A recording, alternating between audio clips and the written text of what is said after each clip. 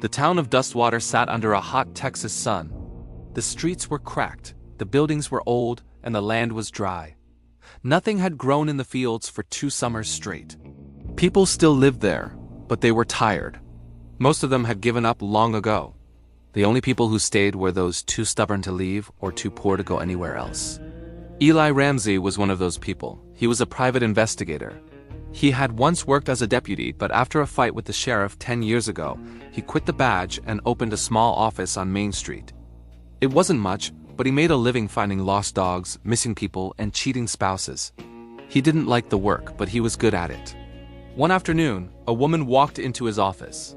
She was tall, pale, and dressed in a white suit that didn't belong in a town like Dustwater. Her shoes were clean. Her lipstick was red. Her voice was calm, but her eyes told another story. "My name is Madeline Rourke," she said. "I need you to find out if my husband is seeing someone." "Your husband?" Eli asked, already writing in his notebook. "Mayor Carson Rourke," she replied. Eli raised an eyebrow. The mayor was the richest and most powerful man in town. He owned land, cattle, and nearly half the county water rights.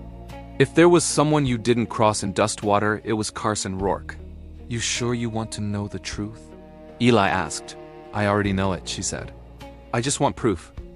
Eli agreed to take the case. He had done worse jobs for less. That night, Eli followed Mayor Rourke's car as it drove out past the edge of town. The road turned to gravel, then to dirt.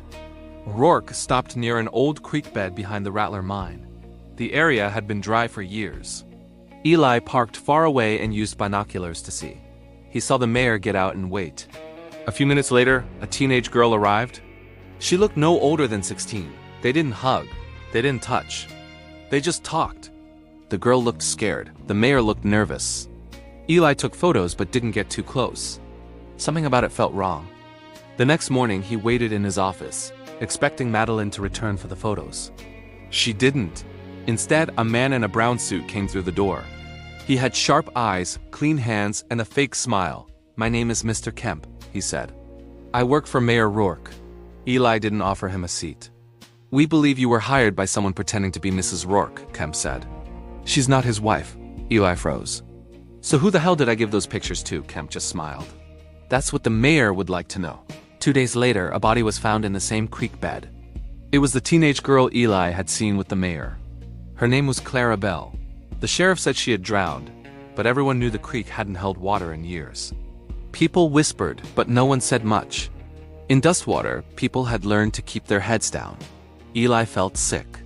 He didn't know the girl, but he had seen her alive. He had watched her meet the mayor. Now she was dead. He felt like he had helped in some way, even if he hadn't meant to.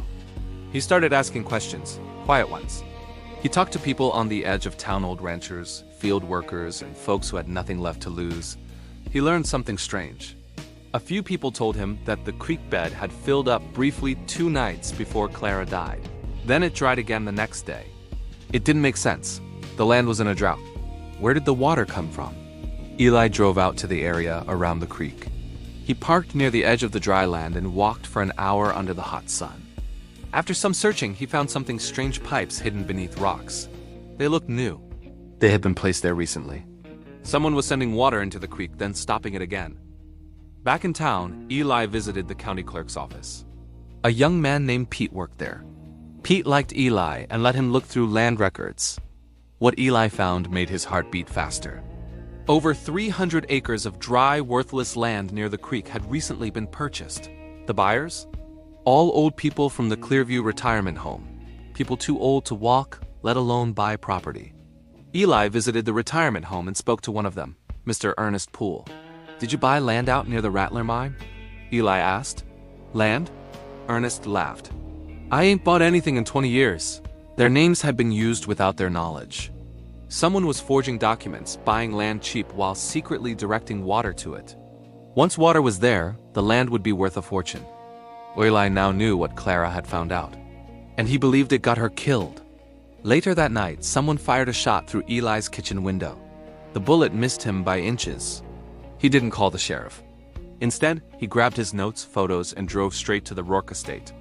This time, the real Madeline Rourke answered the door. She looked different, older, tired and quieter than the woman who had come to his office. Her eyes held years of sadness. "I need to talk to you," Eli said. She let him in. He told her everything, Clara, the land fraud, the water, and the girl's death. He showed her the photos. She didn't cry. She didn't scream. "I told him it would come back," she whispered. "Who?" Eli asked. "My husband," she said. "Carson." Madeline poured 2 drinks and sat beside Eli. She told him a story from many years ago. When Carson Rourke was a younger man, they had made a 16-year-old girl. One night, Carson had forced himself on her. She got pregnant. Madeline found out and begged him to take responsibility. He refused. Instead, he paid the girl off and sent her away. "The baby was Clara. She's his daughter," Madeline said, her voice shaking. She came back to confront him. She wanted him to admit it. Maybe she wanted money. Maybe just the truth. "Did Carson kill her?" Eli asked. "I don't think so," Madeline replied. "He was scared. But he said he just wanted to talk." Eli didn't know what to say. The truth was worse than anything he had expected. A rich man trying to hide a terrible past, now caught in a new crime. The next morning, Eli tried to speak to Sheriff Lowe. He showed him the photos and land documents. The sheriff listened, then leaned back in his chair. "You think I'm gonna start a war with Carson Rourke over a dead girl and a couple old people?" the sheriff said. "This town needs money. Carson's bringing money. He owns half of it anyway." Eli stood up. "So that's it?" Sheriff Lowe shrugged. "That's it." Eli broke into Mr. Kemp's office that night. He found blueprints, maps, and copies of the forged land deals. There was even a list of officials being paid off. One name stood out: Judge Wendell Cross, the man who approved all land deeds in the county. Eli took the files and drove to the old train station outside of town. Madeline had told him Carson would be meeting investors there. He waited in the shadows. When Carson arrived, Eli stepped out and blocked his path. "We need to talk," Eli said. Carson looked tired and angry. "You don't understand what I'm doing," he said. "That land is nothing now. But with water, it becomes new again. I'm saving this town." Eli held up the photos. "You're hiding a crime." Carson didn't deny it. Before they could say more, Mr. Kemp appeared from behind a rail car. He had a gun in his hand. "You're not walking away from this, Eli," he said. Then a shot rang out, but not from Kemp's gun. Madeline Rourke stood behind them, holding a revolver. She had shot Kemp in the chest. He fell to the ground and didn't move again. "You always clean up his mess?" Eli asked. Madeline shook her head. "Not for him. For her." Eli took the documents to a reporter in Dallas. Within a week, the story hit the newspapers. The land fraud was exposed. Judge Cross resigned. A few city officials were arrested. People talked. There were protests. For a moment, it felt like change might come. But Carson Rourke walked free. He denied everything.